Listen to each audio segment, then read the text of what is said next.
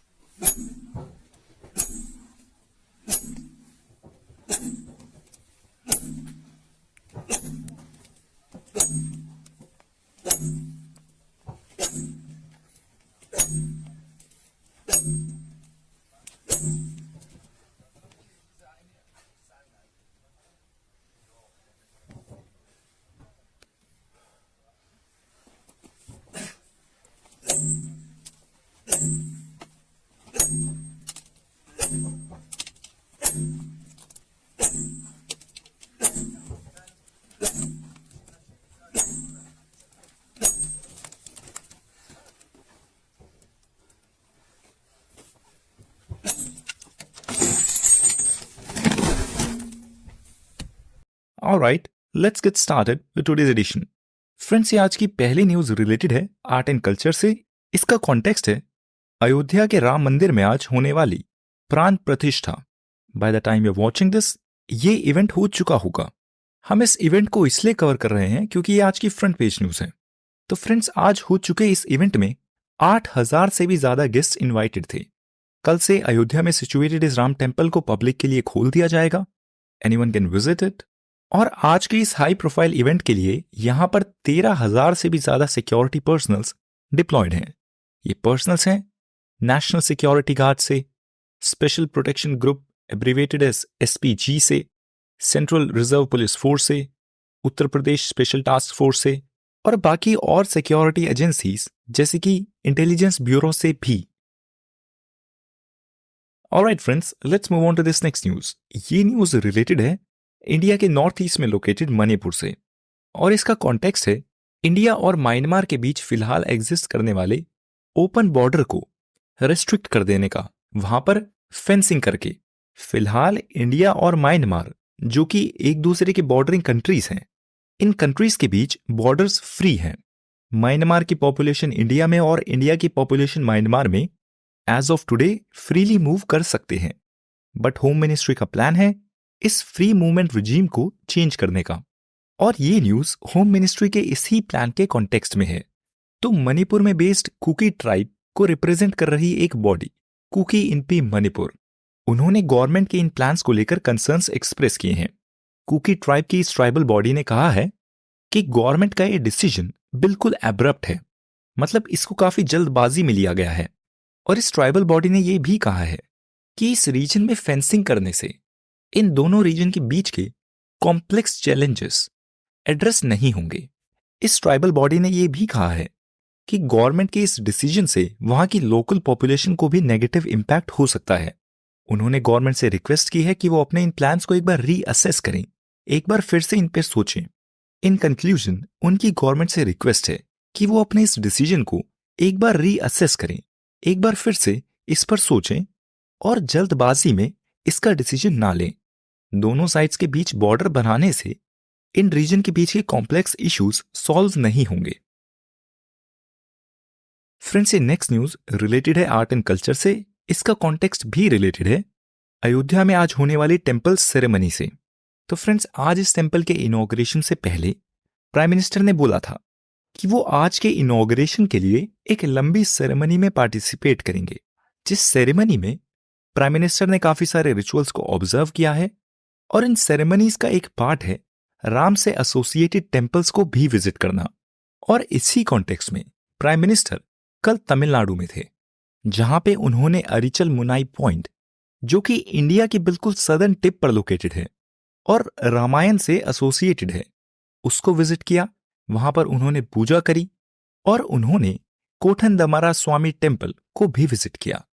ये temple associated है रामायण की कैरेक्टर रावण के छोटे भाई विभीषण से। विभीषण सबसे पहले श्री राम से इस जगह पर मिले थे और यहां पर विभीषण ने श्री राम से शरण मांगी थी। फ्रेंड्स, नेक्स्ट न्यूज रिलेटेड है साइंस एंड टेक्नोलॉजी से। इसका कॉन्टेक्स्ट है नासा और इसरो का joint mission Nisar. NASA ISRO synthetic aperture radar, जो कि इस साल जल्दी ही लॉन्च होने वाला है, ऑलमोस्ट रेडी है। फ्रेंड्स, इस निसार मिशन की बात करें तो ये एक अर्थ ऑब्जर्वेशन सैटेलाइट है, EOS है, जो कि लो अर्थ ऑर्बिट में प्लेस्ड होगी और ये फिर ऑर्बिट से अर्थ के नेचुरल फिनोमिनास को ऑब्जर्व करेगी। फ्रेंड्स, ये सैटेलाइट एक स्पेशल सैटेलाइट है। इसमें यूज होने वाला ऑब्जर्वेशन के लिए सिंथेटिक अपर्चर खास है। इस सिंथेटिक अपर्चर में कैपेबिलिटी है कि ये क्लाउड्स को पेनिट्रेट कर सकता है अर्थ को ऑब्जर्व करने के लिए, और ये दिन में और रात में भी ऑपरेट कर सकता है। फ्रेंड्स, इस मिशन से मिलने वाला डाटा हाई रेजोल्यूशन होगा। फ्रेंड्स, इस समय स्पेस में काफी सारी अर्थ ऑब्जर्वेशन सैटेलाइट हैं, पर इस निसार मिशन का डाटा उन सब में से हाईएस्ट रेजोल्यूशन का होगा। फ्रेंड्स, इस मिशन से उम्मीद है कि ये अर्थ ऑब्जर्वेशन की कैपेबिलिटीज को काफी एडवांस कर देगा, रेवोल्यूशनाइज कर देगा। इससे मिले हुए अर्थ ऑब्जर्वेशन डाटा को यूज किया जाएगा फॉरेस्ट मैनेजमेंट के लिए फॉर एग्जाम्पल, एग्रीकल्चरल मॉनिटरिंग के लिए फॉर एग्जाम्पल, और डिजास्टर मैनेजमेंट के लिए। अब फ्रेंड्स, जब ये मिशन लॉन्च होगा उस समय पर इससे रिलेटेड काफी सारे न्यूज इवेंट्स आएंगे और तब हम इसको और डिटेल में कवर करेंगे। हालांकि इन एडिशंस में इस मिशन की पहले बात भी हो चुकी है, तो इसलिए आई एक्सपेक्ट कि इस मिशन की डिटेल्स ऑलरेडी आपके नोट्स में प्रेजेंट होंगी। अभी इस इवेंट में अपडेट ये है कि ये कंफर्म हो चुका है कि इस साल जल्द ही, इस साल की शुरुआत में ही इस मिशन को लॉन्च कर दिया जाएगा। फ्रेंड्स, नेक्स्ट न्यूज रिलेटेड है इंटरनेशनल रिलेशनशिप से। इसका कॉन्टेक्स्ट है यूनाइटेड अरब एमिरेट्स UAE में बेस्ड इंडियन एम्बेसी के द्वारा वहां पर लोकेटेड अफगानिस्तान के एम्बेसडर को दिया गया इनविटेशन कि वो इंडिया के रिपब्लिक डे सेलिब्रेशन में पार्टिसिपेट करें। अब इंडियन एक्सटर्नल अफेयर्स मिनिस्ट्री का ऐसे इनविटेशन देना एक रूटीन है, ऐसा होता रहता है, पर यह इवेंट इसलिए स्पेशल है क्योंकि अफगानिस्तान में इस समय रूल कर रही तालिबान रिजीम को किसी भी कंट्री ने रिकॉग्नाइज नहीं किया है। आई होप आपको पता है कि तालिबान ने अफगानिस्तान में कुछ समय पहले वहां की डेमोक्रेटिकली इलेक्टेड गवर्नमेंट को हटाकर पावर को सीज कर लिया था, जिसको इंग्लिश में कू बोला जाता है। अफ्रीका में भी काफी सारे ऐसे कूज हुए हैं जो कि एग्जाम के पर्सपेक्टिव से इस साल इंपॉर्टेंट है। अभी हम तालिबान की बात करते हैं, तो क्योंकि तालिबान की गवर्नमेंट इस समय ऑफिशियली रिकॉग्नाइज्ड नहीं है और उनको इनविटेशन दिया गया है, उनको डिप्लोमेटिकली इनवाइट किया गया है, ये दोनों इवेंट्स आपस में एक दूसरे को कॉन्ट्रोडिक्ट करते हैं। और इस इवेंट के कॉन्टेक्स्ट में अफगान के कुछ नॉन तालिबान एम्बेसडर्स ने कहा है कि इंडिया का ये डिसीजन ठीक नहीं है और इंडिया तालिबान में प्रेजेंट गवर्नमेंट के साथ अपने संबंधों को और ना बढ़ाए, उनको और नॉर्मलाइज ना करें। अब इस इनविटेशन के कॉन्टेक्स्ट में इंडियन एक्सटर्नल अफेयर्स मिनिस्ट्री का कहना है कि उनका ये इनविटेशन एक रूटीन एक्सरसाइज है। फ्रेंड्स, ये नेक्स्ट न्यूज रिलेटेड है वन नेशन वन इलेक्शन से, जिसकी पॉसिबिलिटी को इंडिया के फॉर्मर प्रेसिडेंट रामनाथ कोविंद के अंडर एक कमेटी एग्जामिन कर रही है। तो इस हाई लेवल कमेटी ने as a part of its duty one nation one election को लेकर इंडियन सिटीजन से उनके ओपिनियन को मांगा था और उनको लगभग 20,000 रिस्पॉन्सेज मिले हैं, जिन रिस्पॉन्सेज में से 81% ऑफ द रिस्पॉन्सेज का कहना है कि इंडिया में साइमल्टेनियस इलेक्शंस होने चाहिए। हम उनके मत में हैं। इस हाई लेवल कमेटी ने पॉलिटिकल पार्टीज से भी उनका ओपिनियन मांगा है और 46 पॉलिटिकल पार्टीज में से 17 पॉलिटिकल पार्टीज अपना रिस्पॉन्स दे चुकी हैं। अब फ्रेंड्स, जब भी हाई लेवल कमेटी कोई रिपोर्ट रिलीज करती है या इस इवेंट से रिलेटेड कोई भी अपडेट्स होते हैं, हम उनको फॉलो करते रहेंगे। ये नेक्स्ट न्यूज रिलेटेड है एनवायरमेंट एंड इकोलॉजी से। इसका कॉन्टेक्स्ट है मस्कीटो फिश, जिसको ईयर 1928 में during the British rule India में इंट्रोड्यूस किया गया था मलेरिया को कंट्रोल करने के लिए। फ्रेंड्स, इस तरीके से मस्कीटोज को कंट्रोल करने के मेथड को बायोलॉजिकल कंट्रोल बोला जाता है और इस मेथड की शुरुआत हुई थी ग्लोबल लेवल पर 1960s में। और ऐसे इन छोटे साइज के फिश को वाटर बॉडीज में छोड़ देना, जहां पर ये फिशेस मस्कीटोज के लार्वा को खा जाती हैं, उनके पॉपुलेशन को कंट्रोल कर देती हैं। और मस्कीटोज को कंट्रोल करने का यह तरीका उसके ऑल्टरनेटिव केमिकल सॉल्यूशंस के यूज जैसे कि पेस्टिसाइड से काफी बेहतर है, क्योंकि पेस्टिसाइड्स के इस्तेमाल से लोगों की हेल्थ पर एडवर्स इफेक्ट होते हैं और उससे इकोसिस्टम पर भी एक नेगेटिव इंपैक्ट होता है। फ्रेंड्स, मस्कीटो फिश के इस्तेमाल से काफी कंट्रीज ने मलेरिया को सक्सेसफुली कंट्रोल किया है, पर इस मेथड का एक मेजर ड्रॉबैक है। इस फिश के इंट्रोडक्शन से अब इन रीजन्स में जहां पर इसको इंट्रोड्यूस किया गया था, वहां पर काफी सारी इकोलॉजिकल और इन्वायरमेंटल प्रॉब्लम्स क्रिएट हो गई हैं, क्योंकि ये फिश अब उन रीजन्स में इन्वेजिव हो गई है। इस फिश की तादाद उन जगह पर इतनी बढ़ गई है कि ये इन्वेजिव हो गई हैं। इस फिश ने अपने इकोसिस्टम को पूरे तरीके से इन्वेड कर दिया है। वहां पर ओरिजिनली एग्जिस्ट करने वाली बायोडाइवर्सिटी को रिप्लेस कर दिया है, और ये फिश इंडिया में भी इन्वेजिव हो गई है। फ्रेंड्स, इन्वेजिव स्पीशीज की बात करें तो ये कोई भी स्पीशीज होती है जिसमें टेंडेंसी होती है कि जहां पे उसको इंट्रोड्यूस किया जाए वहां पर वो पूरे तरीके से फैल जाए और वहां पर एग्जिस्ट करने वाले पूरे इकोसिस्टम को डिसरप्ट कर दे, डोमिनेट कर दे। फ्रेंड्स, और इस तरीके से देखा जाए तो आर्ग्यूएबली ह्यूमन बीइंग्स भी इन्वेजिव स्पीशीज हैं। फ्रेंड्स, इंडिया में एग्जिस्ट करने वाले कुछ और ऐसी मेजर इन्वेजिव स्पीशीज की बात करें तो वो है वाटर हियासिंथ, जिसको आई एम श्योर आपने जरूर देखा होगा। ये यूट्रोफिकेशन की वजह से लेक्स, रिवर या किसी और स्टैंडिंग वाटर में काफी ग्रो हो जाती हैं, जिससे उस वाटर बॉडी की बायोलॉजिकल ऑक्सीजन डिमांड बहुत बढ़ जाती है और वहां पर एग्जिस्ट करने वाली एक्वेटिक लाइफ फिर डिसरप्ट हो जाती है। वाटर कैबेज भी एक ऐसी इन्वेजिव स्पीशीज है। अफ्रीकन कैटफिश, जिसको आप इस इमेज में देख सकते हैं, वो भी एक ऐसी ही इन्वेजिव स्पीशीज है। कॉमन कार्प भी इंडिया में एक ऐसी प्रेजेंट इन्वेजिव स्पीशीज है। फ्रेंड्स, इस लिस्ट की और डिटेल्स नोट्स में प्रेजेंट है। आप डिस्क्रिप्शन में दिए गए लिंक से इन नोट्स को एक्सेस कर लें और वहां से पढ़ लें। They are completely free. Alright, let's move on to this next news. ये नेक्स्ट न्यूज रिलेटेड है इंडियन जुडिशरी से। इसका कॉन्टेक्स्ट है सुप्रीम कोर्ट में बिल्किस बानो केस से रिलेटेड रिसेंटली दी गई जजमेंट। तो फ्रेंड्स, आई होप आपको पता है कि 8 जनवरी को सुप्रीम कोर्ट ने बिल्किस बानो केस के कॉन्विक्ट्स को बोला था कि उनको उनके क्राइम के केस में दी गई रिहाई गलत है, उनको जेल में दोबारा से रिपोर्ट करना पड़ेगा और उनको और सजा काटनी पड़ेगी। और इसके लिए उन्होंने उन गुनहगार को 2 हफ्ते का समय दिया था कि इस ऑर्डर से लेके अगले 2 हफ्ते तक आप दोबारा से जेल में रिपोर्ट कर दें। फिर सुप्रीम कोर्ट के उन सरेंडर करने के ऑर्डर को उन कॉन्विक्ट्स ने सुप्रीम कोर्ट में चैलेंज किया था, और सुप्रीम कोर्ट के द्वारा अगले 2 हफ्ते में सरेंडर किए जाने के ऑर्डर को उन कॉन्विक्ट्स ने फिर सुप्रीम कोर्ट में चैलेंज किया था, और सुप्रीम कोर्ट ने उन कॉन्विक्ट्स की पिटीशन को सुनकर अब उस पिटीशन को डिसमिस कर दिया है। सुप्रीम कोर्ट ने बोला है कि इन कॉन्विक्ट्स की पिटीशन में कोई मेरिट नहीं है कि उनके रीजंस को माना जाए और उनको और समय दिया जाए सरेंडर करने के लिए। फ्रेंड्स, इस इवेंट से रिलेटेड एग्जाम के पर्सपेक्टिव से अब हम बात करते हैं स्टेट के गवर्नर्स और प्रेसिडेंट ऑफ इंडिया के पार्डनिंग पावर्स की।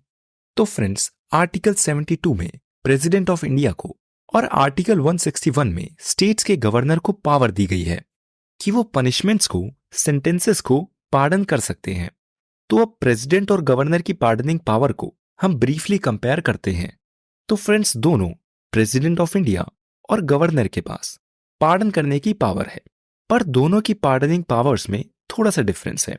जैसे कि कोर्ट मार्शल के केस में, जो कि रिलेटेड होता है आर्म्ड फोर्सेस से, तो कोर्ट मार्शल के केस में प्रेसिडेंट ऑफ इंडिया पार्डन कर सकते हैं, रिप्राइव कर सकते हैं, रिस्पाइट कर सकते हैं, सेंटेंस को सस्पेंड कर सकते हैं, रिमिशन दे सकते हैं और पनिशमेंट को कम्यूट कर सकते हैं।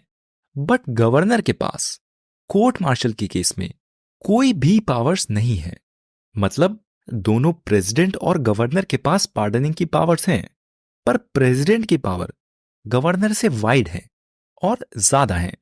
अब दोनों की पार्डनिंग पावर के जुरिसडिक्शन की बात करते हैं, मतलब दोनों की ये पावर कहां कहां तक अप्लाई होती है। तो प्रेसिडेंट की पार्डनिंग पावर पूरे इंडियन यूनियन में हर जगह पर एक्सटेंड होती है। मतलब जहां पर इंडियन गवर्नमेंट इन फोर्स है, वहां पर इंडियन प्रेसिडेंट की पार्डनिंग पावर्स एप्लीकेबल हैं। पर गवर्नर के केस में वो सिर्फ अपने स्टेट में ही पार्डन कर सकते हैं। अब बात करते हैं डेथ सेंटेंस की। तो प्रेसिडेंट के केस में प्रेसिडेंट डेथ सेंटेंस को पार्डन कर सकते हैं, मतलब पूरे तरीके से माफ कर सकते हैं। पार्डन का मतलब होता है कि गलती को पूरे तरीके से भुला दिया जाता है, गुनहगार को जरा सी भी सजा नहीं काटनी पड़ती।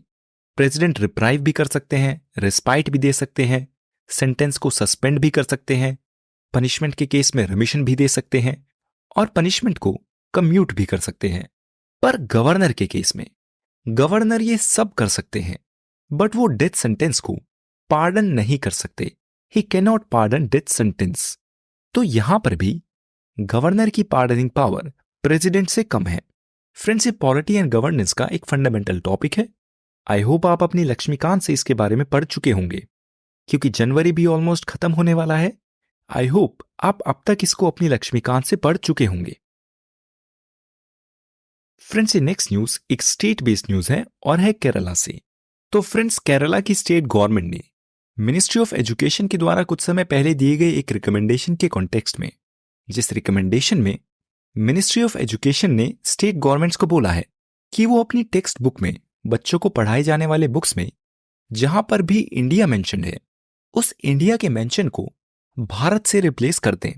तो मिनिस्ट्री ऑफ एजुकेशन के इस रिकमेंडेशन के कॉन्टेक्स्ट में केरला की स्टेट गवर्नमेंट ने यूनियन गवर्नमेंट से रिक्वेस्ट की है कि वो इस डिसीजन को एक बार फिर से रिकंसिडर कर लें। बच्चों की बुक्स में इंडिया को भारत से रिप्लेस करने के रिकमेंडेशन पर एक बार फिर से सोच विचार कर लें। तो केरला के इस रिकमेंडेशन को यूनियन गवर्नमेंट ने अब रिजेक्ट कर दिया है। मतलब यूनियन गवर्नमेंट का ये रिकमेंडेशन बिल्कुल फाइनल है और इस पर कोई और सोच विचार नहीं होगा। यूनियन गवर्नमेंट का कहना है कि इंडिया की कॉन्स्टिट्यूशन में इंडिया को और भारत को, दोनों ही नामों को ऑफिशियल नाम के तौर पर रिकॉग्नाइज किया गया है और इनको इंटरचेंजेबली एक दूसरे की जगह पर यूज किया जा सकता है। फ्रेंड्स, हम आर्टिकल 1 ऑफ द कॉन्स्टिट्यूशन की ही बात करते हैं, जिसमें इंडिया और भारत दोनों का जिक्र है। तो इंडियन कॉन्स्टिट्यूशन के पहले आर्टिकल का पहला प्रोविजन बोलता है, India that is Bharat shall be a union of the states. तो फ्रेंड्स, इस प्रोविजन में इंडिया को भी यूज किया गया है और भारत को भी यूज किया गया है। अब इंटरेस्टिंगली, इंडियन कॉन्स्टिट्यूशन की हिंदी ट्रांसलेशन में पहले आर्टिकल का पहला प्रोविजन बोलता है, भारत अर्थात इंडिया राज्यों का संघ होगा। अब आप ये ध्यान दें कि इंग्लिश वर्जन में इंडिया पहले है और भारत बाद में है, बट हिंदी ट्रांसलेशन में भारत पहले है और इंडिया बाद में है। और इन प्रोविजन से यह कंक्लूड किया जा सकता है कि कॉन्स्टिट्यूशन में भारत और इंडिया दोनों को एक दूसरे के सिनोनिम्स की तरह यूज किया गया है। Let's move on to this next news. ये नेक्स्ट न्यूज रिलेटेड है इंडियन इकोनॉमी से और इसका कॉन्टेक्स्ट है प्राइम मिनिस्टर ऑफ इंडिया के द्वारा दी गई एक स्टेटमेंट। तो prime minister of India Narendra Modi ने रिसेंटली अपनी स्पीच में बोला है कि उनकी अगली टर्म में, मतलब उन्होंने अज्यूम किया है कि ये होने वाले इलेक्शंस वो जरूर जीतेंगे and he will become the prime minister. और उन्होंने प्रॉमिस किया है कि उनके अगली टर्म तक इंडिया दुनिया की टॉप 3 इकोनॉमीज में से एक इकोनॉमी होगी। फिलहाल इंडिया, जिसकी ग्लोबल जीडीपी रैंक 5 है, इसके कॉन्टेक्स्ट में इंडियन प्राइम मिनिस्टर ने प्रॉमिस किया है कि उनके अगले टर्म तक India will be one in the top 3। अपनी स्पीच में वो इकोनॉमी के सेल्फ रिलायंट होने की भी बात करते हैं और बोलते हैं कि पिछले 10 सालों में इंडिया में 25 करोड़ लोग हैं जो पॉवर्टी से बाहर निकले हैं। फ्रेंड्स, ये नेक्स्ट न्यूज रिलेटेड है department of personal and training के ऑर्डर से। Department of personal and training ने आज जनवरी 22 से रिलेटेड ऑर्डर दिए हैं कि सेंट्रल गवर्नमेंट ऑफिसेज में फर्स्ट हाफ बंद रहेगा, first half will be a leave. अब गवर्नमेंट के इस ऑर्डर को इंडिया में प्रेजेंट लेफ्ट पार्टीज ने क्रिटिसाइज किया है। उन्होंने बोला है कि गवर्नमेंट का ये ऑर्डर अनकॉन्स्टिट्यूशनल है। ये पॉलिटिकल पार्टीज बोलती हैं कि गवर्नमेंट का ये ऑर्डर उन एम्प्लॉयज के फ्रीडम ऑफ रिलीजन के चॉइस को छीनता है। ये पॉलिटिकल पार्टीज बोलती हैं कि गवर्नमेंट का इस तरीके से रिलीजियस फंक्शन में इन्वॉल्व होना इनएप्रोप्रिएट है, मतलब ठीक नहीं है। ये पॉलिटिकल पार्टीज बोलती हैं कि गवर्नमेंट को इस तरीके से डायरेक्टली रिलीजियस फंक्शंस में पार्टिसिपेट नहीं करना चाहिए और इंडियन गवर्नमेंट को सेक्युलर रहना चाहिए। फ्रेंड्स, इस न्यूज आर्टिकल से रिलेटेड हम बात करते हैं basic structure of the constitution की, जो कि पॉलिटी एंड गवर्नेंस के प्रिपरेशन का एक फंडामेंटल टॉपिक है। Basic structure of the constitution का ओरिजिन है 1973 में दी गई केशव नंदा भारती जजमेंट। अब बेसिक स्ट्रक्चर की डिटेल्स इलैबोरेटली नोट्स में प्रेजेंट है। यहां पर फिलहाल हम बेसिक स्ट्रक्चर के फीचर्स की बात करते हैं, जो कि हैं supremacy of the constitution, democratic form of the government, secular character of the state, separation of powers, federal character of the government, sovereignty of India, unity and integrity of the nation, directive principles of state policy, equality of status and of opportunity, securing individual freedoms, mandate to build a welfare state, parliamentary democracy और rule of law. अब friends, ये list final नहीं है, over the period ये evolve होती रहती है। As I said, इसकी और डिटेल्स के लिए आप नोट्स को रेफर कर लें। फ्रेंड्स, ये नेक्स्ट न्यूज रिलेटेड है इंटरनेशनल रिलेशनशिप से। इसका कॉन्टेक्स्ट है इंडिया का फ्रांस के प्रेसिडेंट को दिया गया इनविटेशन। तो फ्रेंड्स, इंडियन गवर्नमेंट के द्वारा फ्रांस के प्रेसिडेंट इमैनुअल मैक्रो को इनविटेशन दिया गया है कि वो 26 अगस्त को रिपब्लिक डे परेड में as a chief guest participate करें। इस इनविटेशन को इमैनुअल मैक्रो ने एक्सेप्ट कर दिया है और वो 2 दिन के लिए इंडिया आएंगे। फ्रेंड्स, अगर आप करंट अफेयर्स को फॉलो करते हैं तो आपको पता होगा कि इंडिया ने ये इनविटेशन इससे पहले जो बाइडेन को दिया था, जो कि यूनाइटेड स्टेट्स के प्रेसिडेंट हैं, जिस इनविटेशन को यूएस के प्रेसिडेंट ने डिक्लाइन कर दिया था, ये बोलते हुए कि इस समय पर उनके देश में ही इलेक्शंस चल रहे होंगे, उनके पास समय नहीं होगा कि वो इंडिया को विजिट कर सकें, जो कि बात सच भी है। यूनाइटेड स्टेट्स में इस समय इलेक्शंस चल रहे हैं, तो फ्रांस के प्रेसिडेंट की ये विजिट से उम्मीद है कि वो काफी प्रोडक्टिव रहेगी। उम्मीद है कि दोनों साइड्स के बीच काफी सारे मेमोरेंडम ऑफ अंडरस्टैंडिंग्स को साइन किया जाएगा, जो कि रिलेटेड होंगे डिजिटल कोलैबोरेशन से, डिफेंस डील से, दोनों नेशंस के बीच स्ट्रेटेजिक टाइज को बढ़ाने से, मैरीटाइम सिक्योरिटी से रिलेटेड, इंडो पैसिफिक की स्ट्रेटेजी से रिलेटेड और क्लाइमेट चेंज और स्पेस कोलैबोरेशन से रिलेटेड। फ्रेंड्स, ये साल इंडिया और फ्रांस के बीच की स्ट्रेटेजिक पार्टनरशिप के 25 साल पूरे होने को मार्क भी करता है। अब जब फ्रेंच प्रेसिडेंट इंडिया आते हैं तो उनके विजिट के आउटकम को हम डिटेल में कवर करेंगे। फ्रेंड्स, ये नेक्स्ट न्यूज रिलेटेड है एजुकेशन से। इसका कॉन्टेक्स्ट है यूनियन एजुकेशन मिनिस्ट्री के द्वारा दिया गया एक डायरेक्टिव, एक ऑर्डर, जिसमें उन्होंने एनसीईआरटी को, आईआईटीज को और बाकी और सेंट्रल यूनिवर्सिटीज और यूजीसी को ऑर्डर दिए हैं कि वो स्टूडेंट्स के लिए उनकी पढ़ाई के मटेरियल को उनकी रीजनल लैंग्वेजेस में भी उपलब्ध कराएं। ये ऑर्डर सभी कोर्सेज के लिए दिए गए हैं और इसके लिए इन इंस्टीट्यूशन को अगले 3 साल का समय दिया गया है।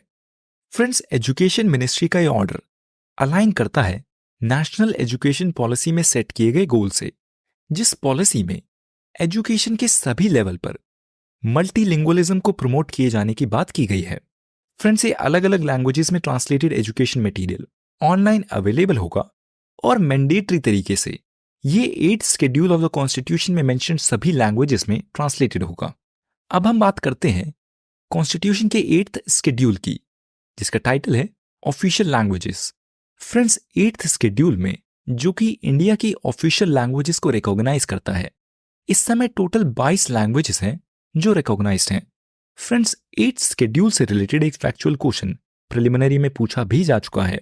हालांकि अब यूपीएससी इस तरीके के फैक्चुअल क्वेश्चन नहीं पूछती, बट कंसेप्चुअल नॉलेज को टेस्ट करने पर ज्यादा ध्यान देती है। बट स्टिल आपको सभी फैक्ट्स की नॉलेज होना जरूरी है। तो हम बात करते हैं 8th शेड्यूल की।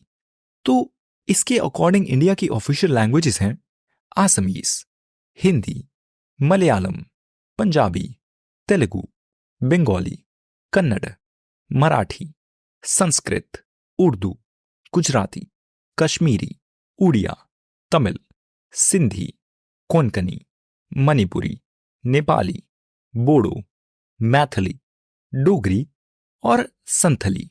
फ्रेंड्स, लैंग्वेज से ही रिलेटेड कुछ समय पहले एक और इवेंट न्यूज में था, जब वेस्ट बंगाल के चीफ मिनिस्टर ने गवर्नमेंट से रिक्वेस्ट की थी कि बंगाल को क्लासिकल लैंग्वेजेस का टैग दे दिया जाए। अब क्लासिकल लैंग्वेजेस भी एक अलग कंसेप्ट है, जिसकी डिटेल्स नोट्स में प्रेजेंट है।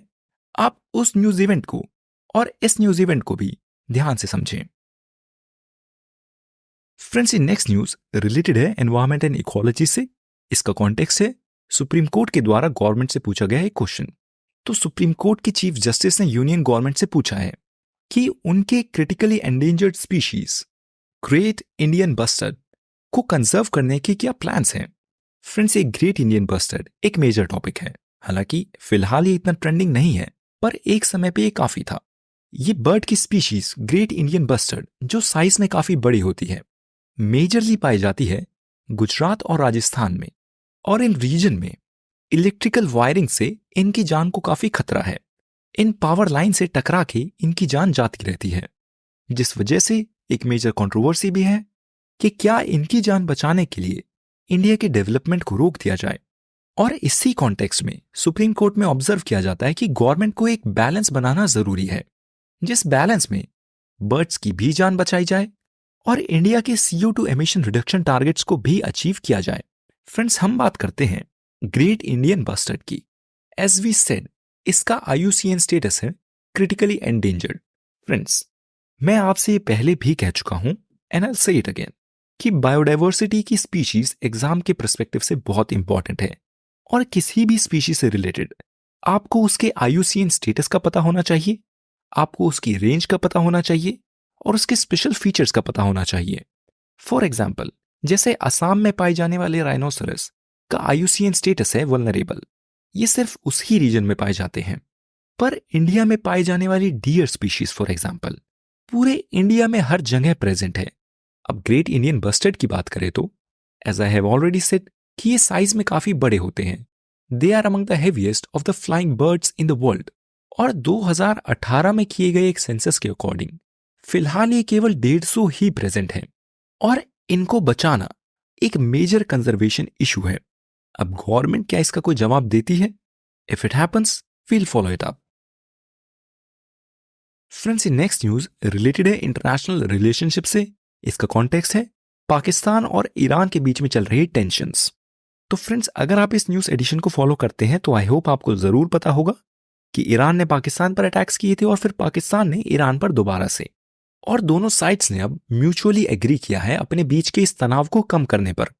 ग्लोबल कम्युनिटी भी चिंता में थी कि वेस्ट एशिया में इतने सारे क्राइसिस हो गए हैं एक साथ। इजराइल कॉन्फ्लिक्ट में है गाजा के साथ और लेबनान के साथ, यमन के हुथीज भी रेड सी में अटैक कर रहे हैं, ईरान और इराक के बीच भी ऑलरेडी एक कॉन्फ्लिक्ट है, और ऐसे काफी सारे और ऐसे कॉन्फ्लिक्ट्स हैं जो वेस्ट एशिया को इस समय एक वल्नरेबल पोजीशन पर डालते हैं। तो इन दोनों साइड्स ने अब अपने बीच के इस तनाव को कम करने पर एग्रीमेंट कर लिया है। फ्रेंड्स, इन दोनों साइड्स ने एक दूसरे के एम्बेसडर्स पर भी रेस्ट्रिक्शंस लगा दी थी। इन दोनों साइड्स के बीच के कॉन्फ्लिक्ट को सुलझाने के लिए भी चाइना ने हेल्प ऑफर की थी कि China is ready to mediate. अब क्या इस एग्रीमेंट के सही में कोई ग्राउंड रिजल्ट्स होते हैं? This remains to be seen and we'll keep following it. Now that's all for today friends. See you tomorrow in the next edition. Goodbye. In the next edition. Goodbye. In the next edition. Goodbye.